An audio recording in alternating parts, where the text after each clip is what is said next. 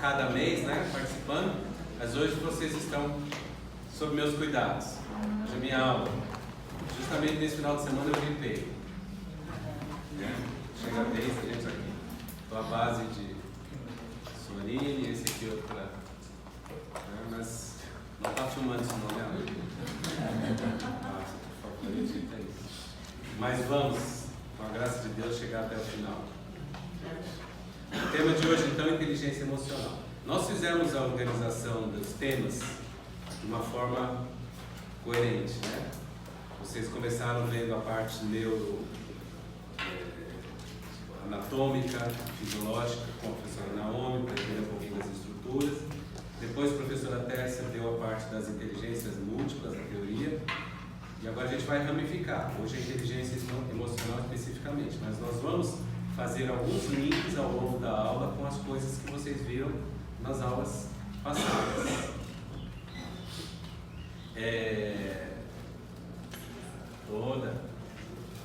Então a gente vai rever algumas coisas que vocês aprenderam para poder compreender as bases da teoria de hoje.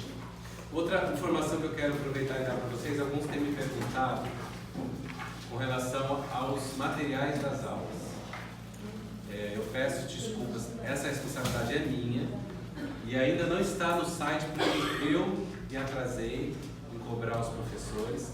Essa semana eu cobrei a professora Tércia, ela já me enviou a aula dela, eu já enviei para a associação, para a secretária responsável, agora só depende dela inserir no site, acredito que nos próximos dias vai estar à disposição. A minha primeira aula eu não enviei ainda e a professora Naomi também não enviou. Essa semana eu já envio a minha primeira, essa que eu estou dando hoje, e vou cobrar por e-mail para a professora Naomi para também enviar o conteúdo dela. Então eu estou providenciando isso para vocês terem logo as aulas lá no site de exposição, para que vocês possam ter o material, né, os PowerPoints, o conteúdo que foi dado. Combinado? Então tá ok. Qualquer coisa cobre de mim, mas essa semana eu pretendo resolver isso. Eu fazia o 3º ano do curso de psicologia lá na Universidade de São Francisco, em Itatiba. Quantos de vocês conhecem Itatiba? Uma cidadezinha muito simpática, né? Eu só não gosto do frio de lá, todo dia. Mas eu decidi, eu trabalhava em Campinas nessa época, morava em Ribeirão Preto, como sempre. Mas aí eu decidi fazer psicologia e comecei a fazer na Universidade de São Francisco. No 3º ano, eu tomei a decisão de trancar o curso para fazer o mestrado em psicologia. Por quê? Eu pensei num momento naquela época que, como eu estava num dilema profissional, eu entendi que fazendo o mestrado eu poderia dar aula, e aí dando aulas eu teria mais condições, melhores condições de terminar o curso de psicologia. E foi o que eu fiz, eu tranquei e fui fazer mestrado lá no São Francisco mesmo. E de fato, assim que eu entrei no mestrado, já fui convidado para dar aula no UNASP, e dei aula no UNASP até o ano de 2012. E eu fui procurar o professor Ricardo Primi, que é um dos professores famosos lá da Universidade de São Francisco. Hoje esse programa de psicologia está em Campinas, foi transferido, não é mais em Itatiba. E eu fui procurar o Ricardo Primi, que tinha sido meu professor no curso de graduação, todo feliz da vida, dizendo: professor, eu decidi fazer o mestrado. E eu vi que vocês têm aqui no programa uma linha temática, uma linha de pesquisa em inteligência emocional, me interessa. E eu queria fazer o mestrado. Que bom, pode vir, pode trazer e tal. Aí eu peguei e tirei da minha bolsa um livro, né, achando que eu estava lendo a Bíblia da inteligência emocional. Quantos já leram inteligência emocional aqui? Está na bibliografia de vocês, se não me engano, a minha indicada, né? Quem foi o autor? Daniel Goleman, é um psicólogo da Universidade de Harvard, que escreveu o livro Inteligência Emocional, propondo essa teoria para o público leigo. E eu achei que eu estava lendo, então, o Papa, né, a Bíblia da inteligência emocional. Eu fiquei todo feliz, mostrei para o professor Ricardo torceu o nariz. Você está lendo esse livro? Para fazer o mestrado? Professor. Não. Você quer fazer o mestrado, você vai ler outro livro. Aí me deu uma indicação de um livro manual de inteligência emocional, e aí eu entendi com a leitura e com o mestrado que, na verdade, o Daniel Goleman não foi quem criou a teoria da inteligência emocional. Ele teve a ideia mercadológica de escrever um livro para leigos a partir daquilo que ele leu sobre inteligência emocional, que era uma novidade. Ele escreveu um livro para leigos e foi um best-seller, né? Sucesso no mundo inteiro. E todo mundo pensa que a inteligência emocional é uma teoria do Daniel Goleman, mas na verdade não é. E quantos já tiveram algum contato, seja palestra, vídeo ou livro, sobre o tema inteligência emocional? Levanta a mão. Um contato. Muito bem. Muita gente que já leu a respeito já teve algum contato. O que acontece é que, se você pega os livros que são hoje lidos, que estão nas bibliotecas e nas livrarias a respeito de inteligência emocional, a partir, inclusive, desse livro do Daniel Goleman, você encontra muitas ideias estabelecidas a respeito da inteligência emocional, muitas aplicações práticas, que não têm, na verdade, embasamento científico. Tem muita coisa sendo dita sobre inteligência emocional sem base científica. O meu objetivo um dos objetivos nessa aula é trazer para você uma base do que a ciência fala sobre inteligência emocional, para que você possa ter condições de filtrar, né? Para que você possa ser vacinado, para que a partir de agora, quando você tiver contato com alguma palestra, livro, algum conteúdo relacionado à inteligência emocional, você tenha a condição de falar: opa, isso aqui está fugindo do escopo, da abrangência de fato da teoria. Você possa ter essa visão crítica. Então eu vou passar para vocês um pouquinho do que de fato a ciência descobriu e que está estabelecido cientificamente sobre inteligência emocional. Ok? A segunda parte, depois do intervalo, eu vou explicar, o conteúdo vai ser como você desenvolve essa inteligência emocional. Primeiro entender o que é, e depois eu vou dar algumas explicações práticas para vocês saberem como eu posso desenvolver minha inteligência emocional nas relações com as pessoas, utilizar a inteligência emocional para seu benefício, para benefício do grupo, dos relacionamentos com as pessoas. Ok? Podemos começar? Pronto? Então vamos lá. Acho que eu vou apagar. Eu acho que vai ficar melhor assim, né? A gente vai ver um videozinho já. Fica mais assim. Tranquilo.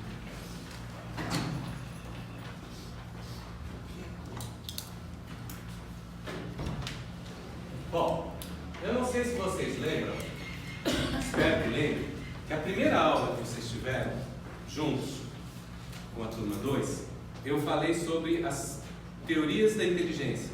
Dei um histórico das principais teorias da inteligência desde o início do século passado. Falei sobre Binet, foi o primeiro a se preocupar em fazer testes de inteligência, de raciocínio, e expliquei para vocês algumas teorias. Lembram disso? Então, nessa aula, eu falei sobre essa teoria aqui. Eu citei esse psicólogo Thorndike, em 1920, ele propôs essa teoria multimodal da inteligência. Por que eu estou retomando ela aqui? Porque na teoria dele, ele propõe que a inteligência humana é dividida em 3 grandes áreas. A primeira é a inteligência abstrata, que é o raciocínio, né, que a gente já conhece tradicionalmente. Ele dizia que havia a inteligência mecânica, que é uma inteligência mais prática, que é a habilidade de você realizar coisas, né? E ele dizia que havia uma inteligência que ele chamou de inteligência social, certo? E aí ele definiu assim, que a inteligência social é a capacidade para compreender homens e mulheres, meninos e meninas e agir com sabedoria nas relações humanas. Muito bem, ele propôs essa teoria, triárquica aqui. Só que existe um problema. Quando a gente fala em inteligência na psicologia, cientificamente, nós encontramos uma barreira. Você não pode simplesmente dizer: olha, eu descobri uma inteligência, né? Inteligência espiritual, como vocês vão ver na próxima aula. Eu não posso simplesmente propor uma inteligência sem provar que ela existe. Como que eu provo que o construto psicológico existe? Por exemplo, personalidade, é um construto psicológico. Como eu posso provar que ele existe? E a inteligência é a mesma coisa.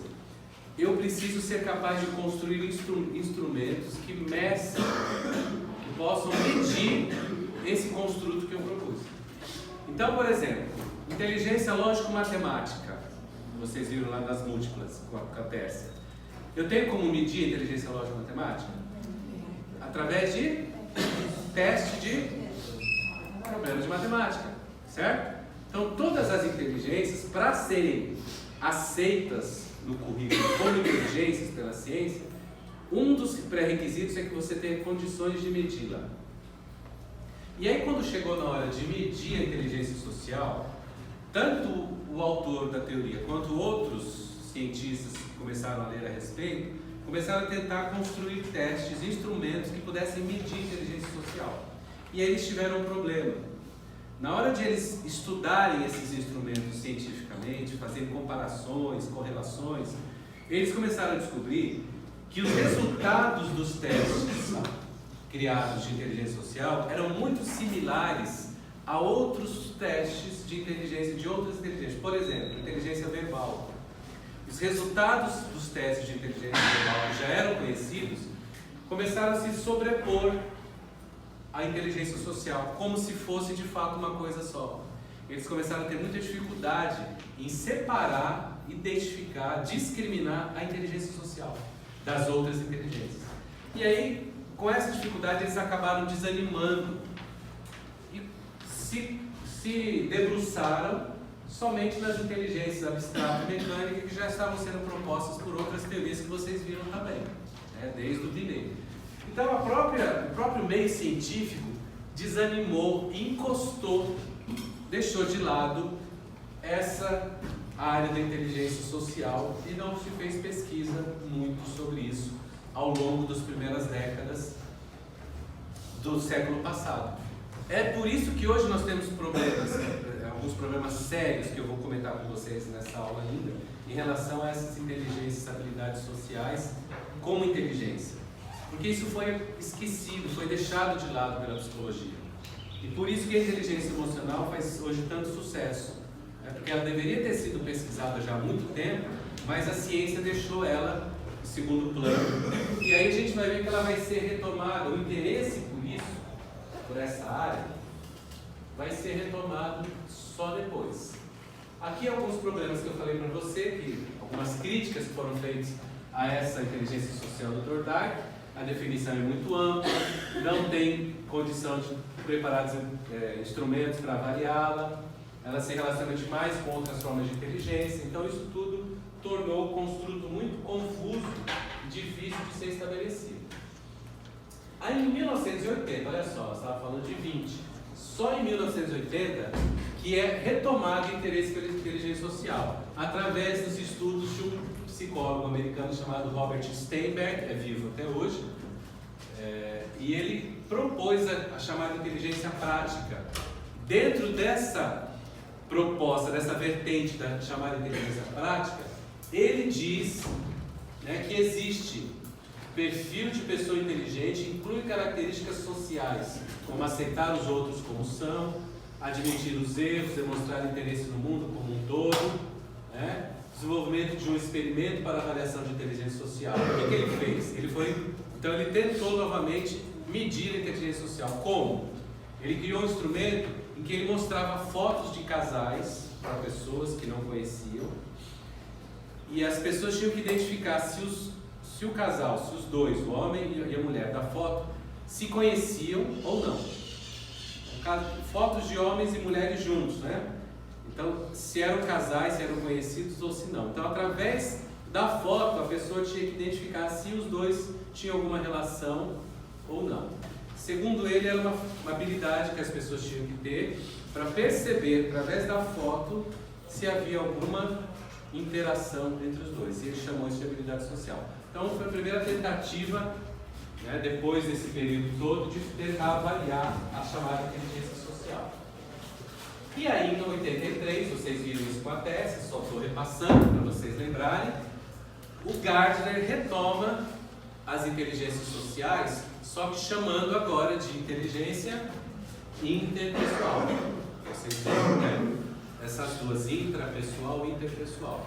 Então, nessa vertente que sai lá de 1920 do Thorndike, né, foi abandonada, foi retomada por Sternberg na inteligência social, ela volta a aparecer nas inteligências múltiplas através dessas duas aqui, intrapessoal e interpessoal. Então vejam, é retomado pela ciência o interesse de que existe algum tipo de inteligência, de habilidade cognitiva relacionada aos relacionamentos humanos, certo?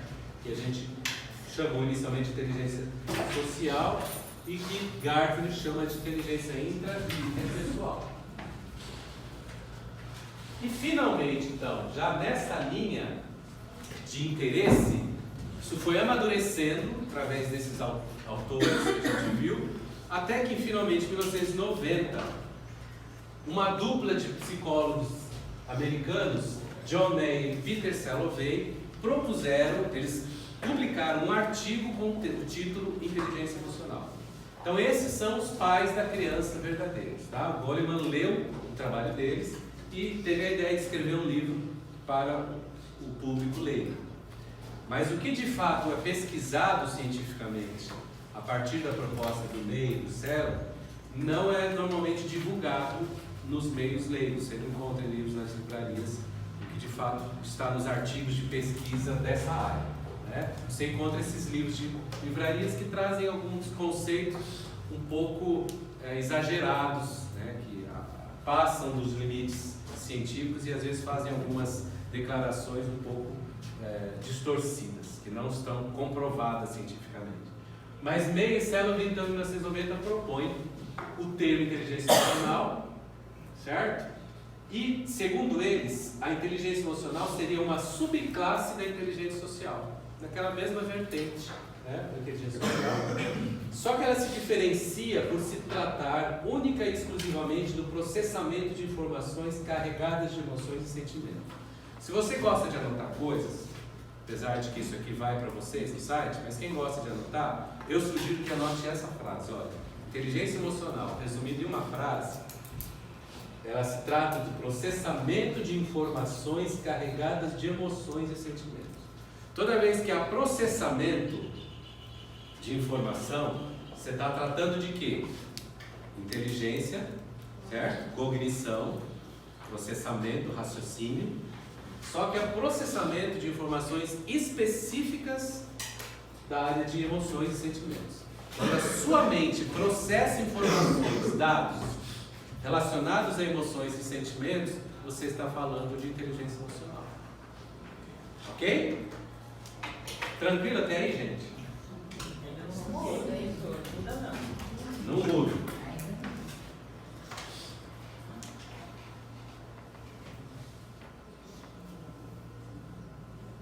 Posso mudar?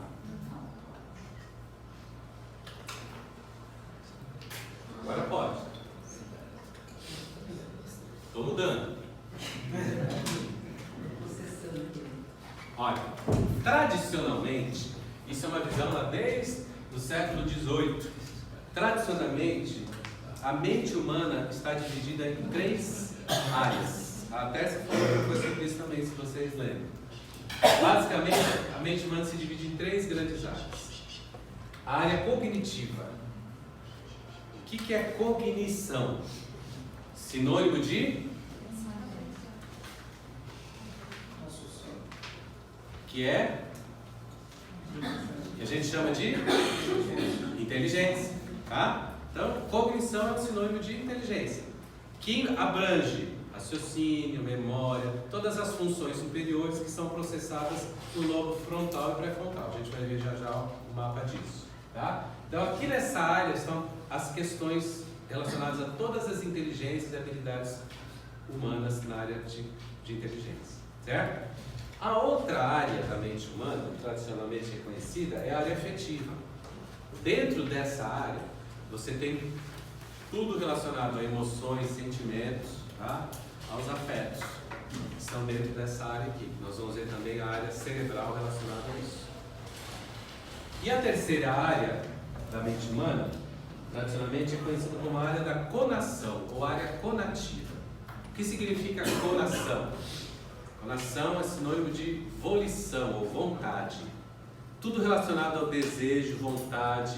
Aí você tem aí dentro persistência, força de vontade, tá? Impulso, o desejo de conquistar alguma coisa. Então tudo isso que envolve motivação, persistência, está na área volitiva, na área da conação, área conativa. Tudo bem? Essas três áreas tradicionalmente são reconhecidas como áreas da mente humana. Bom, eu pergunto para você, se o nome da teoria que a gente está trabalhando aqui hoje é inteligência emocional, por definição, qual áreas eu tenho que envolver nessa definição, nesse nome, inteligência emocional? Essa? Sim, porque o nome é inteligência. Emocional, a outra área? Área afetiva. Muito bem. Então, inteligência emocional é alguma coisa que lida, que envolve, que trabalha essas duas áreas, que relaciona essas duas áreas. Certo? Por definição, a área da conação, a área cognitiva, não está dentro desse escopo da inteligência emocional. Estou envolvendo inteligência e emoções. Certo?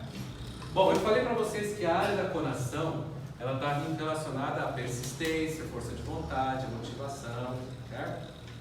Quantos de vocês que já ouviram alguma coisa sobre inteligência emocional, uma palestra, um livro, um vídeo, já ouviram alguém dizendo que inteligência emocional tem a ver com persistência, com força de vontade? Está vendo que eu falei para vocês que algumas, infelizmente, o que tem sido publicado sobre esse tema para o público leigo, muitas vezes foge do escopo da ciência, há alguns exageros. Então, se eu digo que persistência, força de vontade, alguns falam de humor, essas coisas estão relacionadas com a inteligência emocional, eu estou fugindo desse limite, extrapolando para o limite da conação. Então, aí algumas pessoas perguntam, então, mas quem tem inteligência emocional elevada não é uma pessoa mais persistente? Pode ser, certo? Por quê? Porque indiretamente, se eu tenho uma inteligência emocional elevada, eu vou lidar melhor com os sentimentos relacionados à frustração. E como eu lido melhor com a frustração, eu consigo continuar persistindo, apesar dos meus fracassos, eu lido melhor com a frustração, então eu consigo. Mas a persistência acaba sendo influenciada indiretamente pela inteligência emocional. Não que a persistência faça parte da inteligência emocional. Entenderam? O humor é a mesma coisa. A pessoa que tem inteligência emocional alta, ela tem mais habilidade de controlar o humor? Sim, mas não é porque o humor faça parte da inteligência emocional, mas sim porque ela indiretamente influencia o humor da pessoa, porque a pessoa lida melhor com suas emoções, ela consegue se manter mais bem-humorada. É só para vocês terem uma ideia como o humor é independente. Alguma vez você já aconteceu na sua vida, você já viu alguém que chega no trabalho, por exemplo, e alguém comenta, os colegas comentam, nossa, você acordou hoje com a pá virada, hein? Você levantou com o pé esquerdo, você está hoje... E aí você, ou a pessoa, para pensar, ela não tinha percebido que eu estou assim. Mas a pessoa levantou com um humor meio negativo, foi, saiu de casa, foi para o trabalho, está mal-humorada, mas ela mesma não tinha percebido. Já viram essa situação? A pessoa se toca, nossa.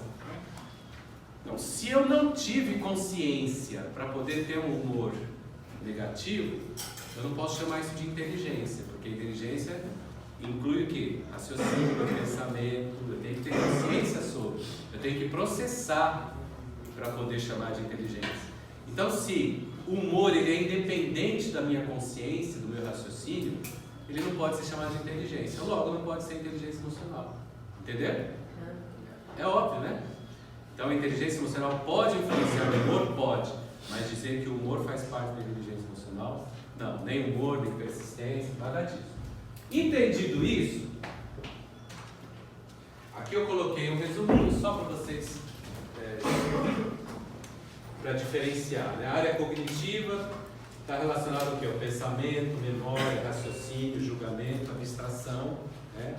Que é essas coisas que a gente chama de cognição e inteligência. A área afetiva, emoções, humor e apreciações.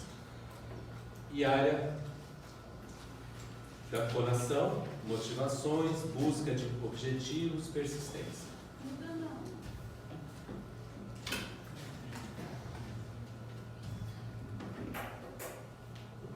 Um, dois, três e...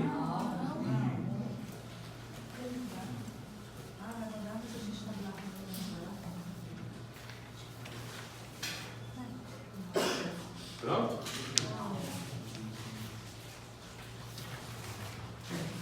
Ô professor. Oi, pode perguntar, aproveita. O Einstein. Hein? O Einstein. O que é que tem? Se ele era bom, eu acho que a contribuição dele era muito boa, mas a parte do afeto emocional ele não era, né?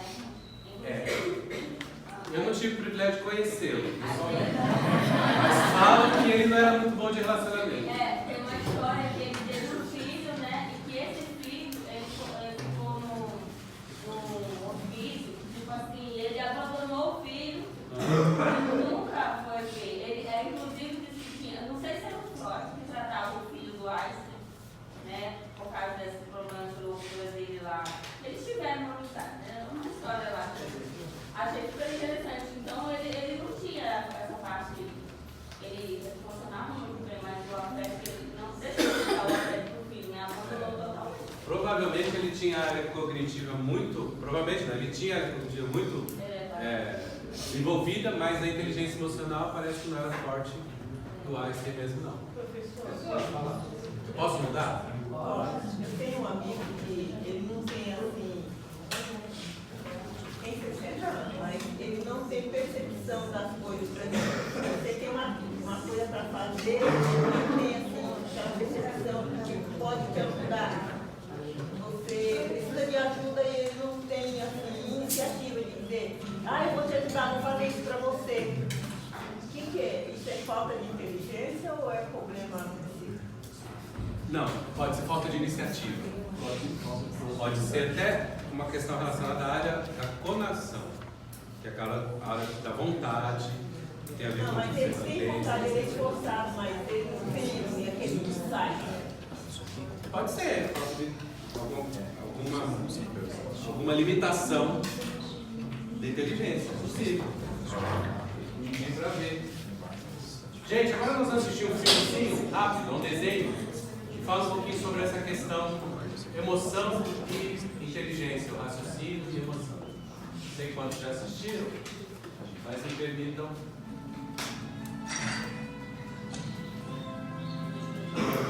Exato.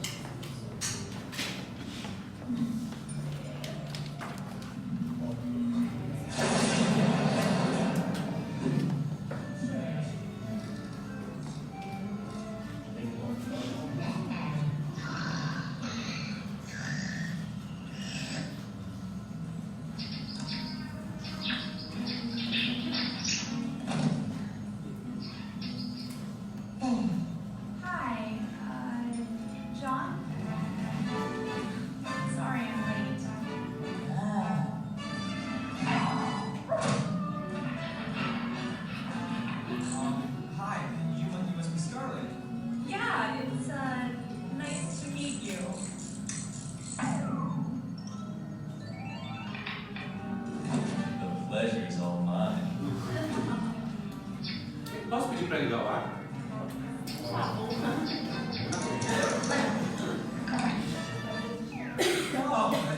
I hear, but take a sip. Yeah, sure. Yep, you're hungry because I already ordered our food. Oh, great. I'm starving. I got us something that's low in carbs and high in antioxidants, so you won't get fat. Excuse me? It's like you don't have that problem. You got some fun. Accent. That's French, isn't it?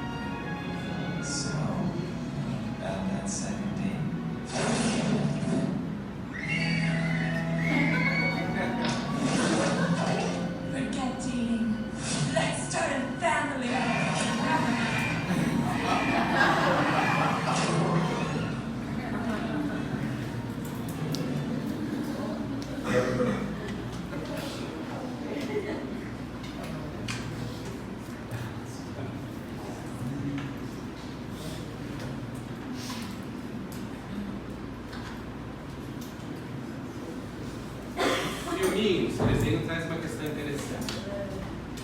Você tem lá raciocínio, né? Inteligência, no vestido da blusa. E do outro lado você tem as emoções, o vermelho. Né? E eles estão em conflito. Os dois querendo tomar supremacia, o controle. Né? Vivem em conflito. Até que no final do desenho eles percebem que é melhor se eles trabalharem juntos, unidos, né? Interagirem e trabalharem juntos. A mesma coisa acontece com essa área da inteligência emocional. Lembra que eu falei para vocês que a gente ficou lá décadas do século passado esquecendo de estudar, né, essa questão da interação entre inteligência? Por quê? Porque a nossa sociedade ela tem uma herança, que é uma herança de certa forma grega.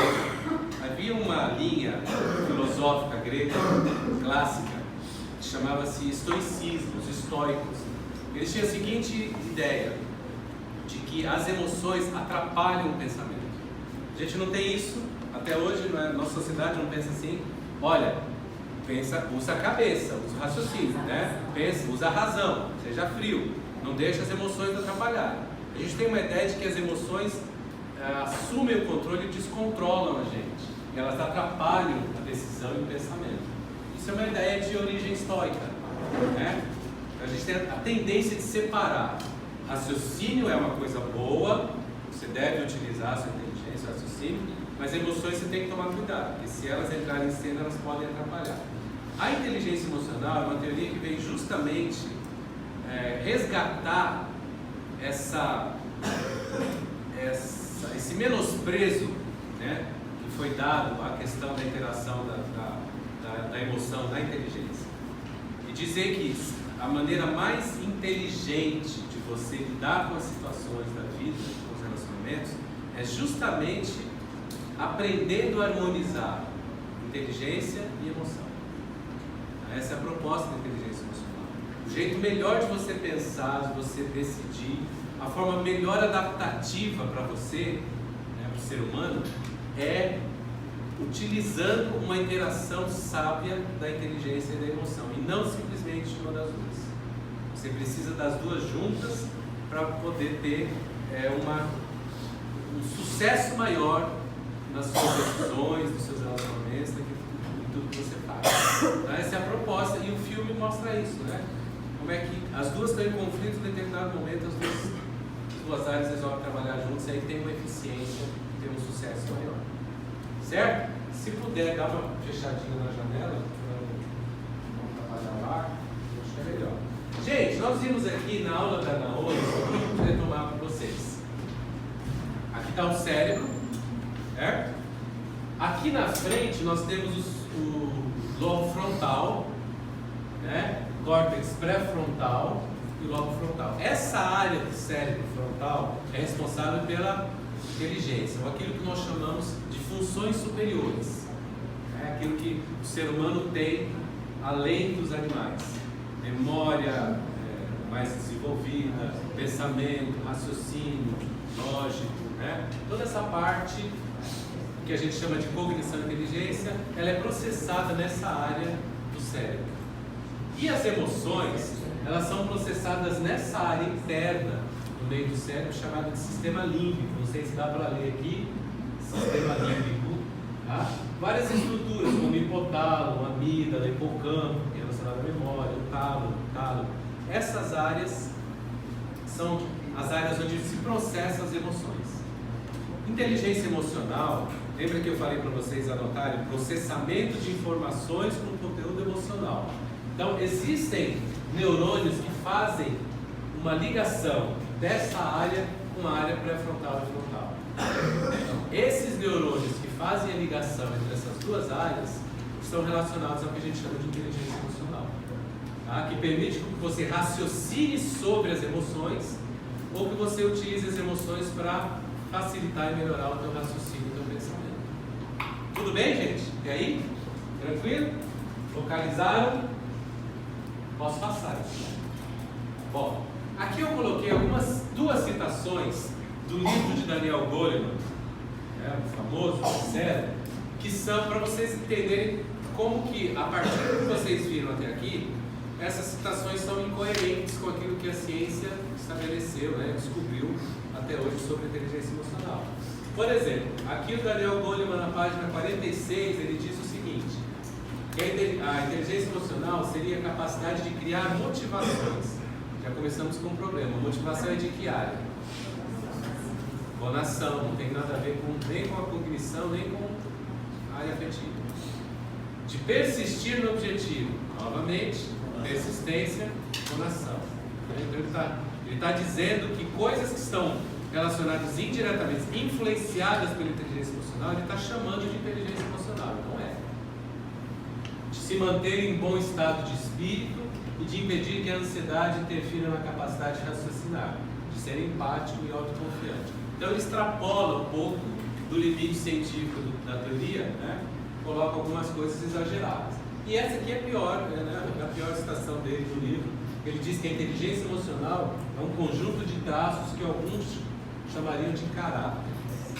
O caráter é um construto muito amplo, que envolve muita coisa, né? A inteligência emocional não pode ser comparada, chamada de caráter. Então são alguns exageros no livro. Vejam, eu não estou com isso desencorajando vocês a lerem o livro, tá? O livro está na bibliografia porque o livro é bom, ele tem muitas reflexões importantes, só que você precisa ler, como tudo, com um senso crítico, né? Você saber até que ponto, agora com o conhecimento que você está tendo, até que ponto fica dentro do escopo da inteligência emocional e aquilo que é exagero. Mas o livro em si, eu indico, ele é muito bom, vale a pena ler, pelo menos como primeira leitura, eu acho que deve começar por aí. Mas tem que ter alguns cuidados com essas questões um pouco exageradas que o Goleman traz. Bom, depois disso, os Ney e Salovey trouxeram uma outra definição um pouco mais apurada, mas eu vou passar por ela porque em 97 que veio a última que nos interessa. Eles foram melhorando as definições, até que em 1997 eles lançam um artigo onde eles definem de uma maneira mais clara, a partir dos achados das pesquisas, a inteligência emocional. E eles definiram isso em 4 aspectos. Segundo eles, a inteligência emocional envolve basicamente 4 aspectos. Agora, uma coisa interessante, uma curiosidade interessante, é que essa ordem que eles colocaram não é aleatória. Eles colocaram nessa ordem aquilo que a gente desenvolve primeiro. Aqui está envolvido o nosso desenvolvimento humano, ou seja, o bebê, quando a gente nasce, a primeira habilidade que a gente desenvolve é essa daqui. À medida que você vai crescendo, se desenvolvendo, amadurecendo, essa é a segunda. Depois você desenvolve essa terceira e por último, no desenvolvimento, você desenvolve essa. Então aqui há um grau de complexidade, do mais simples para o mais complexo. O primeiro aspecto da inteligência emocional que eles colocaram é a capacidade de perceber acuradamente, de avaliar e de expressar emoções. O que significa isso? Tem gente que tem a habilidade mais aguçada para identificar emoções ou nos outros, na fisionomia, na linguagem corporal ou em objetos. Por exemplo, um quadro. O quadro transmite emoção? Sim. Vocês já ouviram falar em cores quentes e cores frias, né? As cores quentes estão relacionadas com emoções mais quentes, mais calorosas, e as cores frias com emoções mais frias também. Então, quando você vê um quadro, você consegue perceber a emoção que o artista estava tentando representar naquela pintura. Então, essa habilidade de reconhecer emoção e de expressar a emoção de forma mais efetiva, mais bem-sucedida, mais clara, faz parte do primeiro aspecto da inteligência emocional. Isso é que a criança, o bebezinho, aprende primeiro. Por exemplo, qual é uma das primeiras habilidades que o bebê desenvolve? Logo bem novinho. Na verdade, ele já começa a desenvolver isso dentro do útero. A perceber a tonalidade emocional da voz da mãe. Então, se a mãe fala com o bebê, ele pode não estar compreendendo as palavras, mas dependendo do tom que ela fala, para ele se torna prazeroso ou ele se incomoda. Né? Então a mãe pode estar xingando o bebê, mas se ela estiver xingando, né, de uma forma afetiva, uma tonalidade carinhosa, a criança se abre em sorriso. Então logo a criança começa a perceber as emoções no tom de voz da mãe. Então a primeira capacidade, habilidade que ela vai desenvolver é essa de perceber as emoções. Depois você tem a capacidade de perceber ou gerar sentimentos quando eles facilitam o pensamento. O que é isso? Vou dar um exemplo para você, que aliás é um exemplo tirado de um item de um teste de inteligência emocional. Se você tiver que criar uma decoração para uma festa de aniversário, qual é o melhor sentimento dentro de você naquele momento que você tem que desempenhar essa tarefa? Criar uma decoração para uma festa de aniversário. Tristeza, depressão ou alegria? Já pensou você criar uma decoração quando você está deprimido? Você vai colocar tudo cinza, né? Cinza e preto. Então, a emoção te ajuda nas suas habilidades cognitivas. Você tem que raciocinar, usar criatividade, pensar a respeito. Se eu estiver emocionalmente deprimido, as minhas ideias, as minhas decisões, os meus pensamentos vão ter uma cor.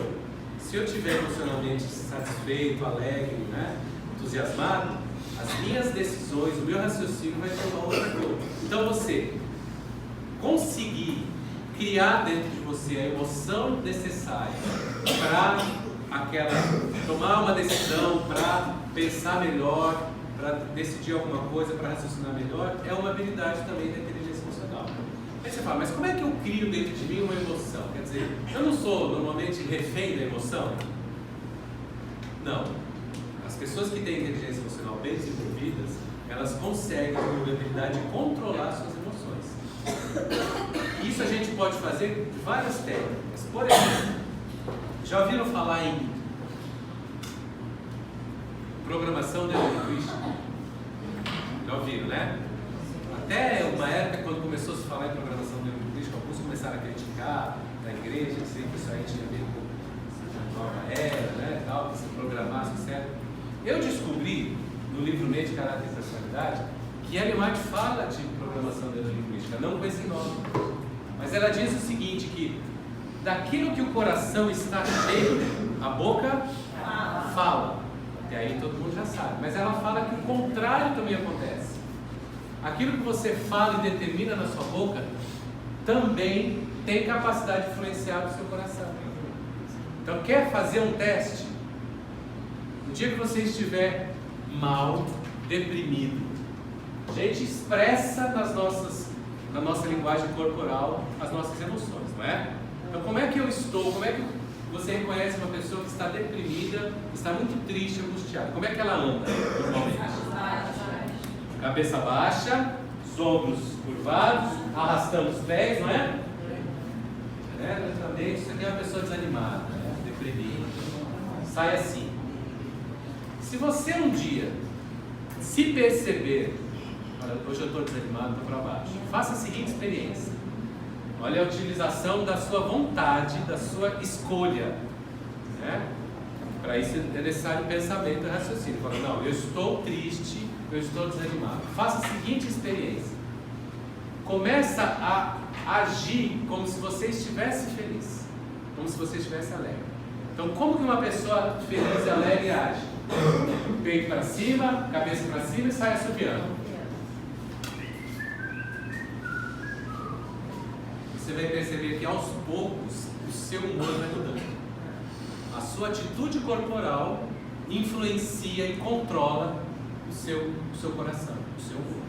Se você começa a agir como uma pessoa feliz, assobiando, cantando, cabeça para cima, você vai perceber que o humor, a sua emoção, o seu sentimento começa a mudar e você acaba ficando alegre.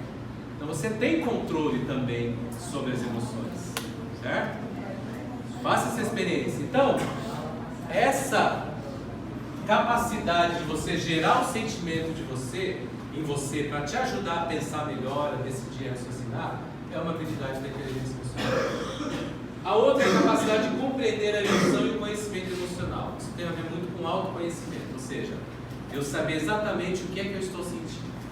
Tem gente que sabe que está sentindo, mas não sabe o que é. Você pergunta, o que você está sentindo? Ah, eu não sei, é um aperto aqui no peito, na garganta, difícil até de engolir, estou sentindo uma coisa, não sabe dar nome, não sabe identificar. E muitas vezes as emoções, a emoção tem uma relação muito íntima com cores. Eu acabei de falar agora para vocês, né, cores quentes. Existem inclusive testes que avaliam emoções a partir de cores. Porque há uma relação íntima entre cores e emoções. Então, muitas vezes você sabe que existem cores primárias.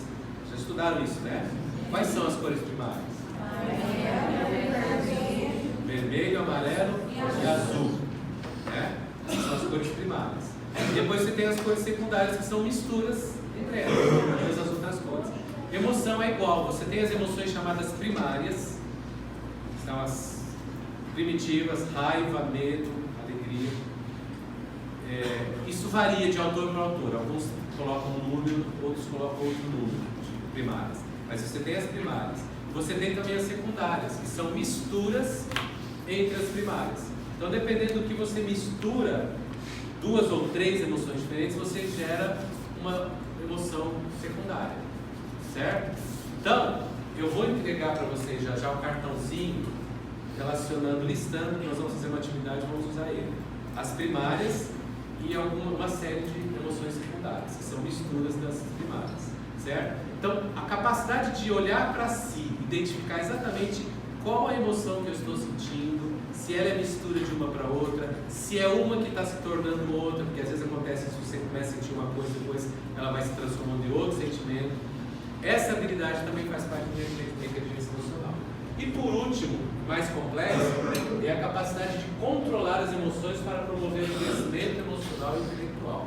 Administrar, gerenciar emoção na dose certa. Por quê? Deixa eu perguntar para vocês. Eu vou dizer o nome da emoção e vocês vão me dizer se ela é positiva ou negativa, se ela é boa ou ruim. Bom? Medo. É boa? Levanta a mão. Quem acha que é boa? Quem acha que é ruim? Levanta a mão. Medo. Tem alguns que falaram que é boa, tem outros que falaram que é ruim. Vocês gostam de sentir medo? Não, ela não é boa. Não é boa. Não, ela falou depende. Depende de quê? Da situação. A alegria é boa? Quantos acham? É ruim? Quantos acham? Que alegria? A alegria ninguém levantou a mão.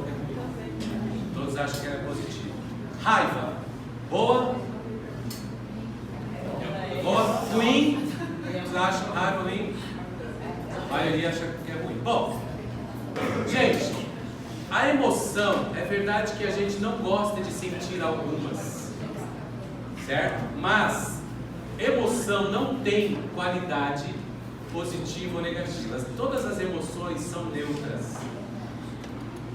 Porque todas elas, por pior que seja sentidas, ninguém gosta de sentir tristeza, mas todas as emoções têm uma função adaptativa. Por exemplo, se nós não sentíssemos medo, se Deus não tivesse colocado em nós a capacidade de sentir medo, provavelmente nossa raça já teria se extinguido. Porque o medo é que nos permite proteção, certo?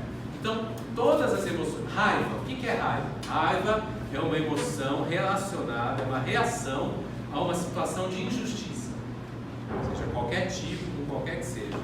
Então, sempre a raiva está relacionada a alguma forma de injustiça, ou com você, ou com relacionado a alguém. Então, a raiva é importante porque ela habilita você, ela propulsiona você a agir para resolver uma situação de injustiça. Se você não sentisse raiva, provavelmente você não se importaria com as injustiças.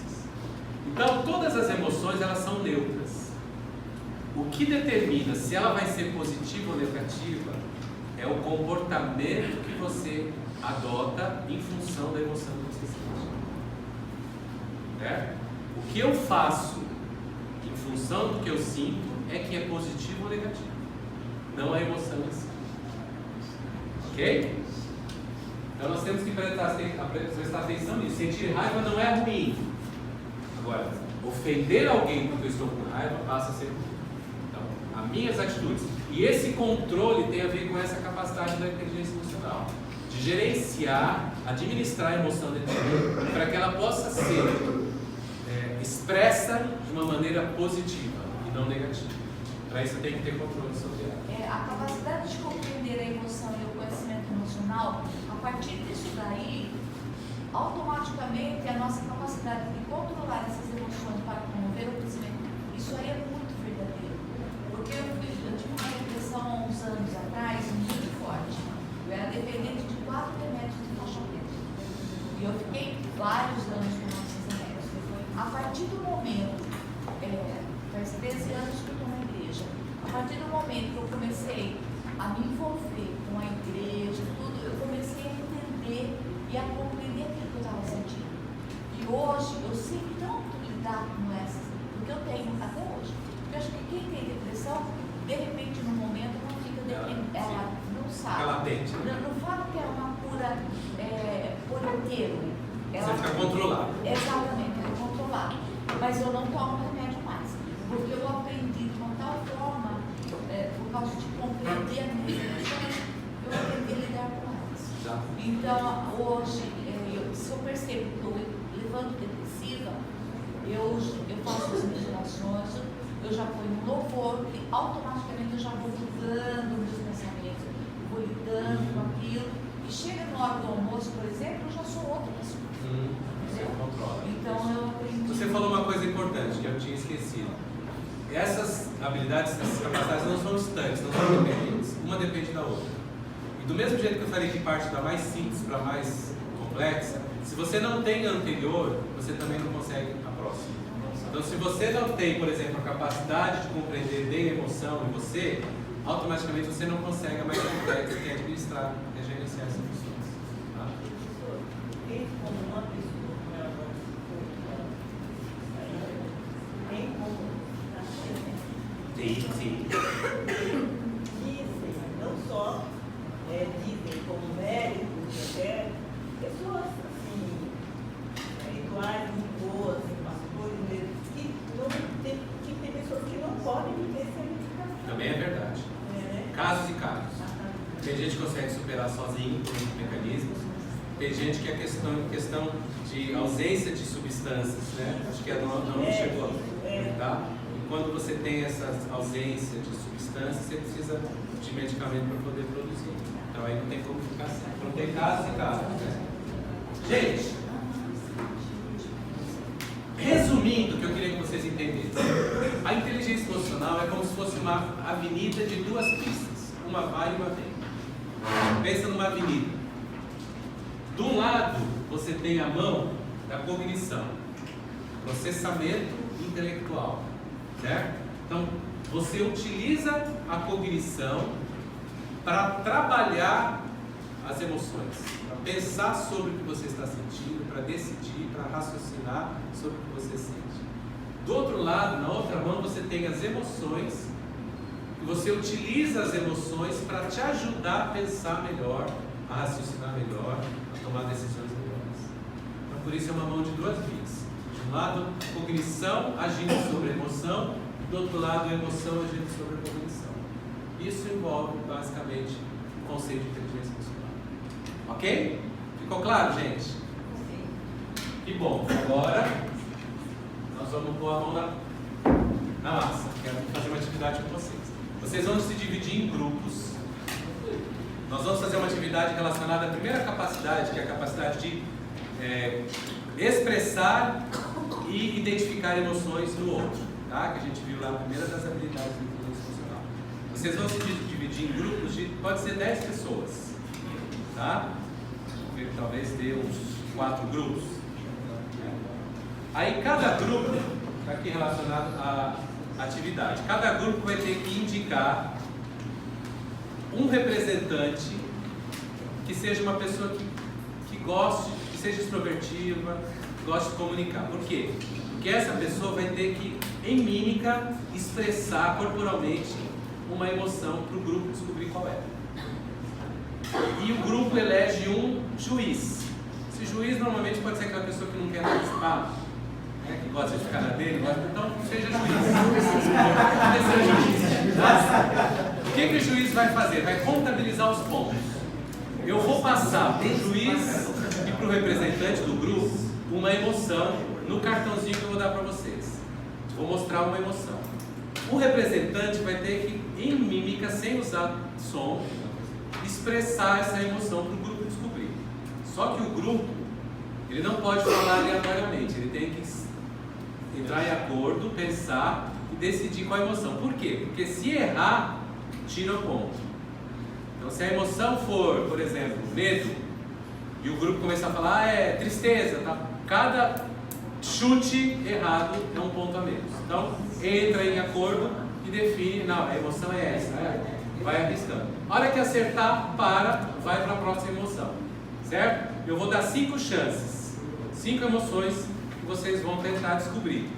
No final, nós vamos computar qual é o grupo que conseguiu o maior ponto. Então, como é que vai fazer? O juiz vai contar os acertos e os erros e vai dar a nota. Se acertou 5 e errou 8, menos 3. Se acertou 5 e errou 5, 0. Acertou 5 e errou 3, mais 2. O juiz vai computar, nós vamos ver qual é o grupo que ganhou e eu vou dar um brinde para cada um. Eu falei para vocês que um dos problemas de você estabelecer uma inteligência é que você precisa ser capaz de... Me lembra? Não. Medir. Tá? Então, se eu não posso medir o fruto, eu não posso estabelecer como sendo científico. Eu tenho que poder medir, porque medido eu posso diferenciá-lo dos outros. E um dos problemas da inteligência emocional foi justamente, e ainda é, a questão de medir. Como é que eu meço uma inteligência emocional? Como é que eu avalio ela? E veja bem, quando você fala de inteligência, vamos pensar num outro tipo de inteligência. Inteligência lógico-matemática. Raciocínio lógico-matemático. Como que eu faço para medir a habilidade de uma pessoa em raciocínio lógico-matemático?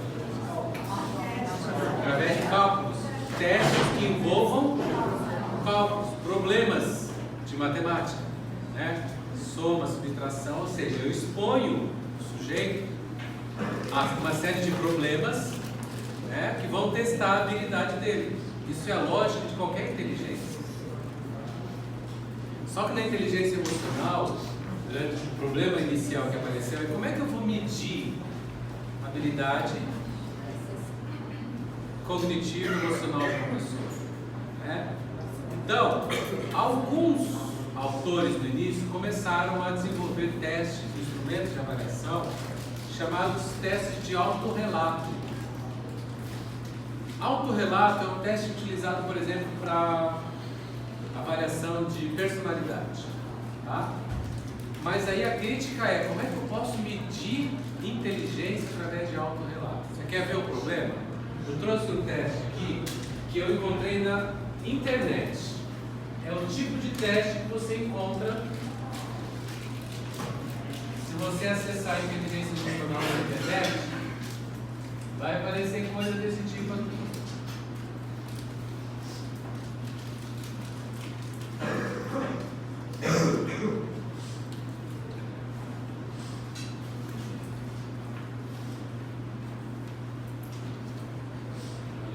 Tirar o nome do rapaz. Teste de quociente de inteligência emocional. Olha que maravilha. Está na internet para você fazer, pontuar e ver se você tem habilidade bem desenvolvida ou não. Agora olha como é que funciona o teste de autorrelato. A questão pergunta para você responder como é que você, quanto você é hábil. Então, primeira pergunta: eu sou uma pessoa persistente quando está diante de um novo desafio, não desistindo das primeiras dificuldades. Primeiro problema que você já encontra aqui, qual que é? Persistência é uma habilidade, uma característica relativa a que área? Conativa. Portanto, não tem a ver com esse binômio inteligência e emoção, a área cognitiva e afetiva. Ele já saiu do escopo. Segundo problema: imagina um teste de matemática para você avaliar a habilidade lógico-matemática de uma pessoa desse tipo. Você é capaz de fazer uma conta de divisão com 3 números? Sim ou não? Você é capaz de fazer conta de multiplicação 4 casas? Você está medindo a habilidade da pessoa? Não. Esse é o autorrelato. Aí você tem 2 problemas. Primeiro, será que a pessoa é verdadeira? A resposta? No caso desse aqui, será que a pessoa de fato é uma pessoa persistente? Ou ela responde que sim, porque ela sabe que isso é mais positivo, mais desejável? Segundo, será que a pessoa se conhece de fato? De repente ela acha que ela é persistente, mas de fato ela não é. Todo mundo sabe que não, mas ela pensa que sim. Às vezes ela é teimosa, né? Cabeça dura. Enfim, o autorrelato, ele não serve para você medir inteligência. Porque você, primeiro, que está exposto à fragilidade da pessoa mentir. E em segundo lugar, ela pode ter um conhecimento distorcido de si mesmo, de dar informação equivocada. Então, inteligência, como que eu posso medir? Como que eu devo medir? Colocando a pessoa frente a problemas que vão avaliar o nível de habilidade que ela tem em cada uma das áreas medidas. A mesma coisa para a inteligência emocional. Então, o que acontece com esse tipo de teste que está na internet? A pessoa lê, acha maravilhoso, responde e lá dá nota 9. Parabéns, você tem inteligência emocional muito bem desenvolvida. Verdade? Não está medindo inteligência emocional coisa nenhuma. Está enganando. E o pior é o contrário, né? Quando a pessoa tem um resultado muito baixo, você precisa melhorar a sua inteligência emocional, tá? Você é deficiente. Você criou um rótulo na pessoa, a pessoa vai acreditar que ela é ruim, na verdade ela pode nem ser. Né? Então são os falsos diagnósticos que você está arriscado a submeter nesse tipo de teste. Pode falar. Tem um teste que é para colérico, melancólico, reumático. Temperamento. Temperamento. Isso existe cientificamente mesmo ou não? Sim. Normalmente esses testes são feitos no autorrelato. Sim. Existe algo científico para fazer os testes que não sei porque se esse teste também não dá certo no autorrelato, ou esse teste também dá. Temperamento?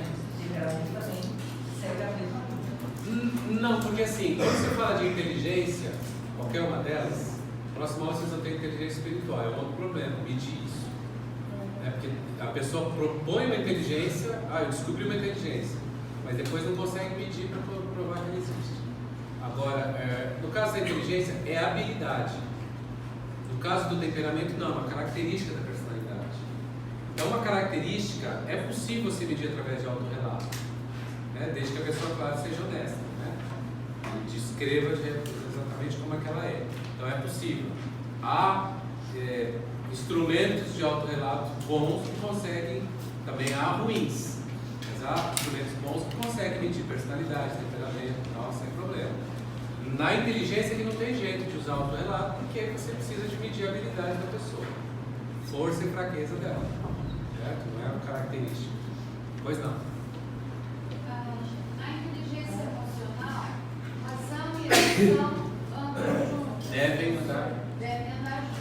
A coração entra onde nessa questão? Não entra na inteligência emocional. É uma área da mente relacionada à motivação, força de vontade, persistência. Não tem nada a ver. Aí entra o seguinte: o ser humano é um ser holístico, né? Único. Tudo interfere em tudo, né? No corpo, na mente, né? No espírito. Então, a inteligência emocional bem desenvolvida ou mal desenvolvida vai influenciar na área do coração. Mas não que a área do coração faça parte. Há uma influência. Por quê? Por exemplo, se eu sou uma pessoa que lido bem com frustração, que é uma emoção, né? E eu tenho uma inteligência emocional bem desenvolvida, eu consigo administrar bem a frustração, consequentemente eu posso ser uma pessoa mais persistente, porque eu lido melhor com os fracassos, eu consigo persistir. Mas não que a persistência faça parte da inteligência emocional, é influenciada por ela. Entendeu? Tudo bem, gente? Sim. Podemos seguir? Então, muito cuidado. Existe uma área da psicologia, gente, inclusive é a área onde eu fiz os meus estudos de mestrado, que é a avaliação psicológica. O meu mestrado foi a avaliação, a validade de um teste de inteligência emocional, um teste americano. Essa área da avaliação psicológica, que está muito em alta hoje, é uma área que estuda. Vocês sabem que o único profissional que pode aplicar testes psicológicos é o psicólogo. Isso é uma reserva de mercado, tá? Assim como só o médico pode receitar medicamento, só o psicólogo pode aplicar teste psicológico. Apesar de ter muita gente por aí, assim como tem gente indicando remédio que não devia, também tem gente aplicando teste sem tem que estar habilitado para isso. E existe um cuidado muito grande científico na psicologia, nessa área da avaliação psicológica, de justamente pesquisar os instrumentos. Existe inclusive um site do Conselho Federal de Psicologia, o CFP, com uma lista de instrumentos de testes psicológicos aprovados e não aprovados, que o psicólogo não deve usar. Porque os testes, para serem aprovados, têm que passar por técnicas de exames científicos para validar o teste, para ver se o teste mede de fato aquilo que ele diz que mede, se ele mede bem. Existe toda uma preocupação, justamente para não acontecer isso que eu falei para vocês, do falso diagnóstico, né, de enganar. Há uma responsabilidade social muito forte relacionada a essa questão, né, a responsabilidade do profissional de cuidar para não usar o teste para dar um diagnóstico para ninguém. Aliás, o psicólogo não usa teste para dar diagnóstico. Ele usa como uma ferramenta da avaliação, ele alia outras técnicas para compor o diagnóstico. Nunca você dá o diagnóstico só baseado no teste. Então existe uma preocupação profissional muito grande, muito séria com relação a essa questão de testagem. Por isso, muito cuidado com esses testes de internet, que você pega por aí para testar qualquer coisa que diz que mede, porque eles carecem desses critérios. Bom, falei dessa questão dos testes não confiáveis, dos testes populares, e aí eu termino a aula com uma frase. Eu acredito que nós vivemos numa sociedade doente, seriamente doente. Eu sempre digo que eu tenho convicção de que a sociedade que nós vivemos, o modelo que nós vivemos hoje, o nosso modelo de vida, ele foi projetado. Eu acredito piamente que Satanás um dia em sua mente projetou o estilo de vida que nós vivemos hoje. E as pessoas hoje são doentes, especialmente porque os relacionamentos se distanciaram. A gente, ao mesmo tempo que nos tornamos consumistas, materialistas, também temos pouco tempo no nosso ritmo de vida para se relacionar com as pessoas, para estar perto.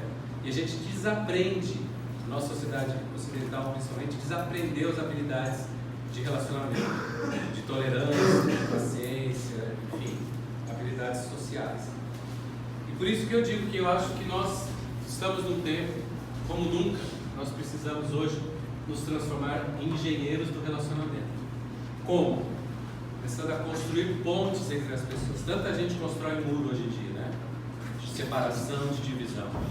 Na hora da gente se tornar engenheiro de relacionamento, começar a aprender a utilizar nossas habilidades para construir pontes entre as pessoas. Certo? Esse é o pensamento que eu deixo para vocês.